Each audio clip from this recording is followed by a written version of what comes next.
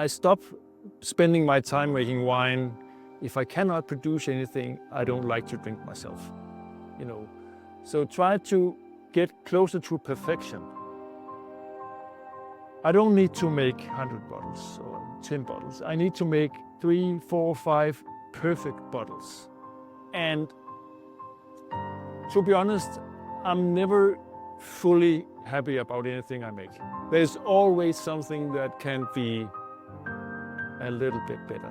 And you have to find that, and you have to search for a solution. How do I go from where I am to where I would like to be? So it's like an ongoing journey, and you have to do other steps. You cannot expect wines from here to be the same year by year by year. You know, we're changing. We're changing every year. There's always something to improve. And this is like the search of this getting closer to perfection is what drives me, I think. So for yourselves, it's important then, obviously, you have the apples themselves are very important, but then it's the balance of using the apples correct at the right time, then translating to using the wood. And as we're doing now, it's finding that balance between the wood to get that profile is exactly right. Each single barrel in this room are different. Yeah. So it's not like, even with the same producers, you can easily find what's the fingerprint of that producer. But even there, you have very different wines here. But now we can try the Chassagne, and you can see for yourself.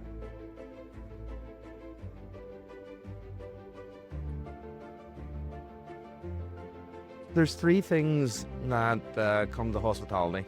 You go to a restaurant for food, but you need something to drink alongside it, and you need the service that's in the middle. How you interlink all 3 of those. Is there a story that links it? Why do we do this?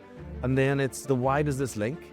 And it's all 3 of these have to live in a symbiotic nature.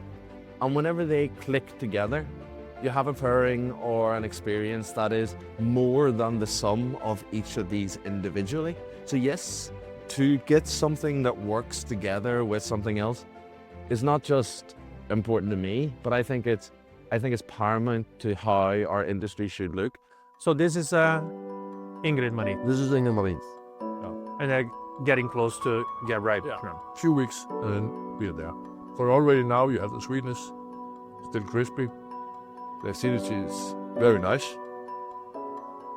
And it's higher than you expect, acidity in this stuff. When you're working with the people now, you told them you want this to be harvested a little earlier, a little later, as we said before. Yeah. Because that's so important to the final product. And you need a grower that are into that deal. Otherwise, it doesn't work. Well, I grew up in Penedès, so in the Caber region. So I've seen the vineyard since I was very small, and my grandfather was working in a winery, and my uncle and my whole family. One day my brother said, do you want to come and pick up some grapes and work in the summer? And I was in this vineyard. It was so beautiful, so I just got more and more passionate. I started studying winemaking when I was 17, so that was very young. I couldn't even drink wine at that time, but I could taste it and smell it, and I got more and more passionate about it. When I came here and saw that they are using the traditional methods with fruits, I was like, this is amazing. I just want to join this. And the study, how did you decide to come to Denmark? Where were you when you decided to come here? Well, I was in Spain at that point, and because I always thought that the viticulture, it was only growing grapes, it should be something else. And the change to organic, it has been very big in Catalonia and everywhere in the world, actually. But I needed to know more, because if I have to understand what's happening in the soil and why we shouldn't use any chemicals, but what's happening, so I needed to know more. And there is this farming school just down here in the corner. So we came, my husband and I, to study organic farming in Denmark. And then it just happened that there was this winery 1 kilometer away. For me, fruit wine it became almost an obsession a few years ago.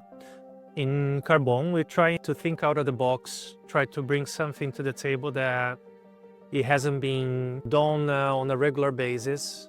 Discuss a lot of we should find something that will make our experience in the restaurant a little bit more unique. Came across Andersen Winery with just exactly what we were looking for, which is basically wine made without grapes. Wine made with fruits that are grown locally, and it happened to be apples, it happened to be blackcurrant, and even vegetables like rhubarb. It fit in perfectly, and it gives us exactly what we want to have. The reactions from the guests towards the wine pairing with our food is exceptional. We bring people experience that they don't have on a daily basis. The fruits are perfect for the sparkling wines because of the acidity, because of long ripen times, during the nights because you have low temperatures in the nights, and warm days. So that's why it's perfect for making wines. When I first went to Maçãs to taste the wines that he did from apples, we tasted champagne, cava, other things made on grapes, and this sparkling wines from apples. And it was very interesting because it tasted similar, but of course different.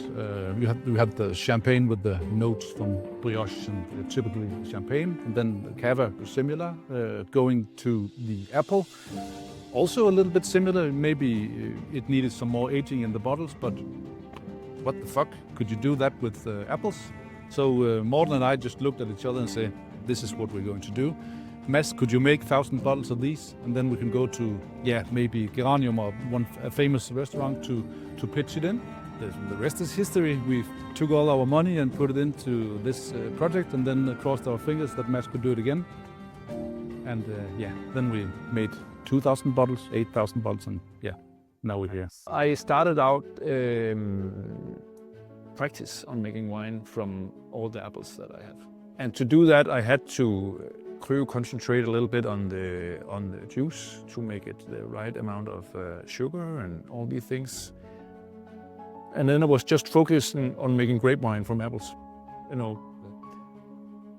Turned out that actually, especially my wife seemed more happy when I came with the apple wines, because the acidity from apples in the Nordic countries fit perfectly in with sparkling wine. The quality from apples could do exactly the same as if it were grapes in the same type of wines, but just made from apples. Of course, very important to say that this concentration by Cru is doing the whole thing. I'm looking for a type of balance. Obviously, when Sean cooks a certain dish a certain way, we try to match it and create a harmony within the wine pairing and the food. So balance is absolutely key. What type of acidity do we have? Is it very astringent? Is it more soft? Is it round? Is it tannic? All of these play a massive role. Whenever you're making the wines now, do you think sometimes this wine is going to be a food wine, or this wine is just going to be a drinking wine? Is that something that you think about when you're developing a new product? That is actually a very good question, and then especially talking about the rhubarb wine. Yeah, because you turn around, the rhubarb wine has been an absolute crowd favorite. Everyone's like, what is it? It's rhubarb? What the fuck? That's it. But whenever you make a wine like that, we want this to go with food, or we want this to be drank on it. So obviously both is the idea.